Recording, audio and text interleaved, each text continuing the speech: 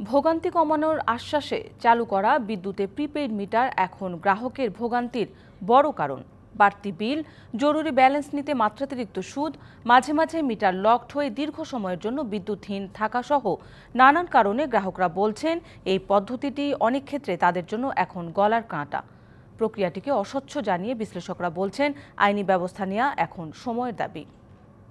সময় কারেন্ট চলে যা ৩টা-৪টার সময় আমি কোত্থেকে টাকা ম্যানেজ করে আবার কারে পাঠাবো। কার্ড শেষ, ইলেকট্রিসিটি চলে গেছে, অথচ হয়তো দেখা গেছে বাসায় পানি নেই। সে হয়তো 2 কিলোমিটার দূরে একটা দোকানে গিয়ে আমাকে কার্ডটা রিচার্জ করে নিয়ে আসতে হচ্ছে। আগে যেমন ধরেন কারেন্ট ব্যবহার করতাম মাসে ১৬00-১৭00 টাকা যাইতো, এখন ৩০০০ টাকার মতন যায় আর কি। এই কাট মিটারটা হয়ে আমাদের অনেক অসুবিধা হচ্ছে। রাজধানীর বনশ্রীর দিলারা কাশেম প্রিপেড মিটারের গ্রাহক। ৩০০০ টাকা বললে মনে করো আমার এক সপ্তাহ যায় না। এই মাসে আমার মনে ১ তারিখ থেকে মনে 2টা মিটারে ২০,০০০ টাকা পড়ছি। প্রিপেড মিটার নিয়ে এরকম ভোগান্তির অভিযোগ একই এলাকার পাশের আরেক গ্রাহকেরও। তো ক্রেডিট দিলে আমার কাছ থেকে তো যখন আমি আবার রিচার্জ করছি সে ক্রেডিটটা তো আমার কাছে কেটে নিচ্ছে। আমার প্রয়োজনে দিচ্ছেন, আপনি এর পরিবর্তে আমার কাছে টাকাটা পাচ্ছেন, তাহলে এটা কি কোনো ইন্টারেস্ট আছে?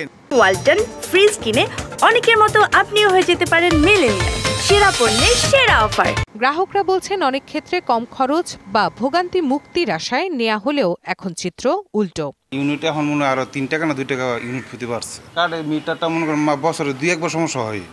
সবচেয়ে বড় ভোগান্তি হলো ডিজিট প্রবেশ করাতে গিয়ে ভুল হলেই লকড হয়ে যায় মিটার। শুক্রবারে বন্ধ হয়ে গেছে, কিন্তু শুক্র শনিবারে আমরা কারেন্ট ছাড়া থাকছি। এই বাচ্চা নিয়ে এত কষ্ট, তারা রবিবারে অফিস করবে, রবিবারে আমরা টাকা পড়তে পারবো। বিশ্লেষকরা বলছেন বিইআরসির অনুমোদন ছাড়া বিদ্যুৎ ব্যবহারের উপর কোনো ধরনের চার্জ বা অর্থ আরোপ করার ক্ষমতা নেই বিতরণ কোম্পানির। তারা আলাদাভাবে এই বিতরণ চার্জ ভোক্তাদের কাছ থেকে আদায় করে রাষ্ট্রপতির কাছ থেকে একটা আদেশ সামারি সিট পাশ করে নিয়ে এসছে, যা বিআরসি আইনের সঙ্গে সম্পূর্ণ বিরোধী। এই বিষয়টি বিআরসিও প্রশ্রয় দিচ্ছে। গ্রাহক ঠকিয়ে বেআইনি অর্থ উত্তোলন বন্ধে দ্রুত আইনি পদক্ষেপ নেওয়া জরুরি বলেও মনে করেন তিনি। Rifat Nova, DBC news, Dhaka.